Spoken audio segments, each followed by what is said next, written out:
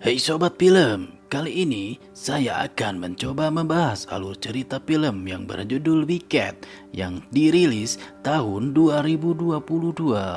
Drama ini dibintangi Kim Dong Won berperan sebagai Seung Hyun, sedangkan Yeon Se Hyun memerankan karakter artis bernama Min Young. Sementara Kim Byung Ok berperan sebagai Kim Tae San dan Choi Chae Hwan berperan sebagai Won Sik.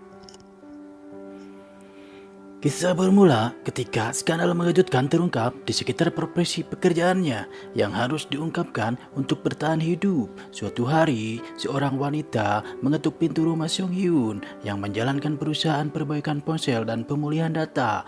Min Young, artis yang pernah jadi primadona Korea Selatan, meminta Seung Hyun untuk memulihkan data ponselnya, tapi dengan syarat tidak boleh dirilis ke publik. Dan dia terkejut, yang meminta tolong kepadanya adalah artis terkenal pada masanya. Dan secara kebetulan, Min Young adalah artis favoritnya. Dengan senang hati dan setengah penasaran, Seung Hyun menyanggupi untuk memperbaiki data dan file yang hilang di ponselnya. 죄송합니다. 제가요 20년 전부터 유명 배우 사진이 이게 배경. Harinya, Kim Tae San belusukan dan mencari simpatisan untuk mendukungnya dengan berpura-pura ramah dengan menunjukkan wajah yang kelihatan baik-baik saja, berhasil membuat orang-orang kagum padanya. Seung Hyun berhasil memulihkan data file ponselnya. Ternyata banyak foto-foto tak terduga. Selama ini Min Young menutupi kekerasan di rumah tangganya hingga sekujur tubuhnya dipenuhi bekas luka cambuk.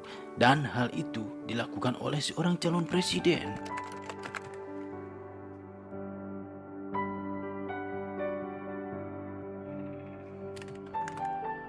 Seung Hyun meminta bayaran $5.000 untuk jasa perbaikannya, tapi Min Young terkejut. Sepertinya kemahalan, dan Seung Hyun memperlihatkan foto-foto tersembunyi di ponsel yang telah dipulihkannya.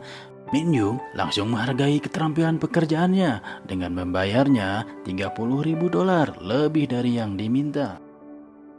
Baginya, file di dalam ponselnya sangat berharga. Keluar dari tempat Seung Hyun, ternyata dia diikuti supir Kim Tae San. Masih untung tak sekejam yang dikira. Dia menutupinya dari Kim Tae San. Dia menyuruh masuk ke dalam mobil dan mengantarnya pulang. Tak disangka Kim Tae San sudah standby menunggu di rumahnya dan langsung menginterogasi Min Young. Terpaksa Min Young berbohong dan mengarang cerita. Kim Tae San pun tak percaya, tapi supirnya membantu Min Young membuat alibi hingga interogasi pun selesai. Alih-alih pergi ke tempat berobat, Kim Tae San malah pergi ke tempat pijat plus-plus. Wah, calon presiden ini ternyata punya kelakuan yang tidak bagus. Selain menyiksa istrinya, dia juga doyan main perempuan.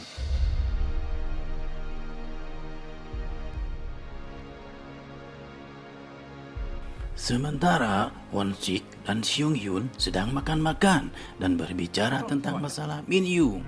Won Sik memprovokasi Seung Hyun supaya mengekspos KDRT yang dilakukan calon presiden Kim Tae San. Seung Hyun sadar betul akibatnya. Kalau melawan elit politik bisa fatal resikonya.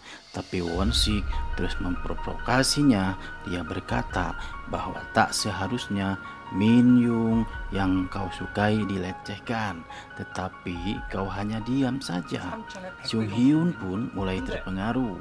Dia terus berpikir dan setuju kebobrokan calon presiden diekspos ke media. Walaupun tahu akan resiko yang dihadapinya, tapi demi orang yang disukai, dia rela melakukannya.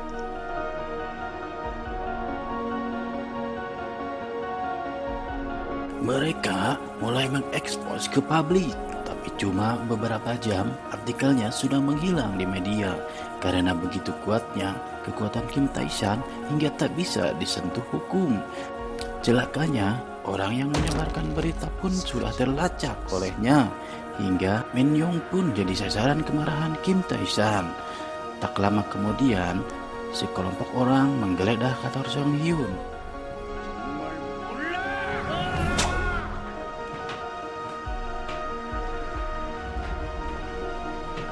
Seung Hyun berhasil lepas dari kejaran anak buah Kim Tae-san, ditolong oleh Min Yung. Dia pun kesal dan berteriak, "Kenapa kamu mengekspos ke publik?" Karena sudah terlanjur, akhirnya mereka berdua sepakat untuk melanjutkan dan membongkar skandal busuknya. Mereka membuat rencana untuk menyadap ponsel Kim Tae-san, salah satu keahliannya. Keluar untuk mengamankan data, tak disangka Seung Hyun sudah dikepung anak buah Kim Tae-san. Dia langsung kabur melarikan diri. Dia pun dikejar oleh gerombolan berpakaian jas hitam. Seung Hyun pun terpaksa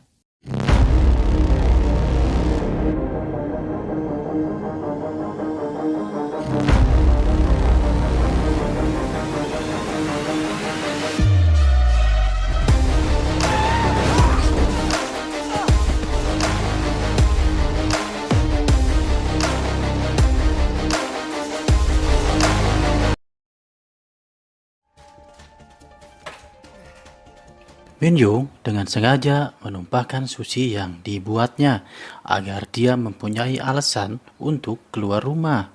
Kim Tae-san pun menyuruh supir untuk mengantarkannya. Berhenti di kedai makan, dia tidak mau diikuti supirnya sehingga leluasa untuk menghubungi Seung Hyun lewat telepon di kedai makan. Supir pun mencurigainya dan mengintip di kejauhan. Min Yung sedang menyusun rencana bersama Seung Hyun untuk menjatuhkan Kim Tae-san. Berhubung sopir curiga dan menghampirinya, Min Yung langsung menyudahi dan menutup teleponnya. Sesampai di rumah, mereka berbincang, tapi pasangan anaknya tidak dapat restu dari Kim Tae-san.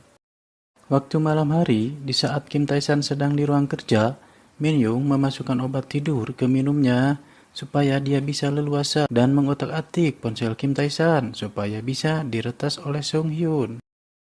Min Yung pergi ke rumah ibunya dan diantar oleh sopirnya, padahal di rumah ibunya sudah ada Seung Hyun dan berpura-pura sebagai teknisi pemasang wifi.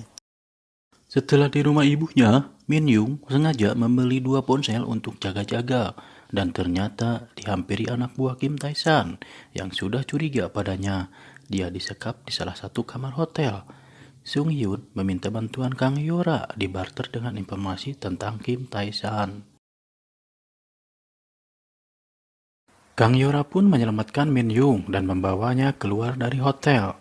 Mereka bertiga melarikan diri dan menuju ke tempat terpencil menginap di perkemahan. Di tempat lain, Kim Tae-san ngamuk-ngamuk karena data tentang kebusukannya mulai terpublikasi.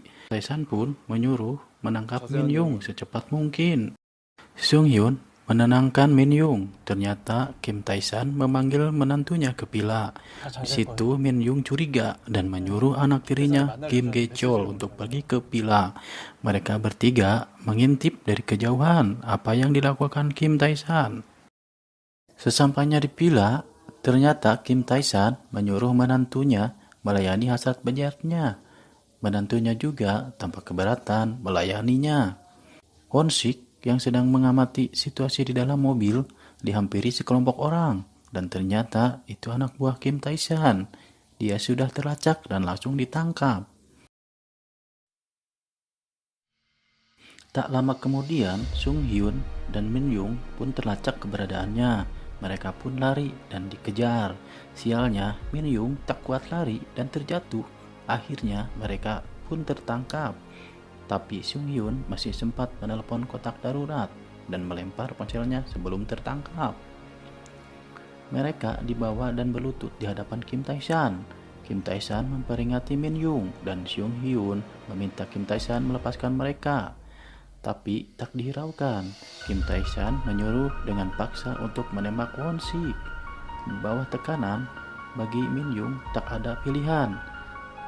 Tembakan pertama meleset jauh dan tembakan kedua sebelum menembak, tembakan Min Yung kalah cepat dengan tembakan anak buah Kim Tae-san. Sekarang giliran Min Yung dan Seung Hyun yang menghadapi kematian. Sebelum senjatanya ditembakkan, Gi-chol datang. Dia pun terkejut. Gi-chol mencari istrinya yang berada di dalam kamar. Mereka berdua berargumen dan alibi hingga Gi-chol kebingungan dan tak percaya ayahnya tega melakukan hal bejat itu. Kim Tae-san pun berang langsung mengambil senjata dan membunuh menantunya. Dengan keadaan tertekan dan bingung, Kicul pun menembak ayahnya dan dia pun menembak dirinya sendiri.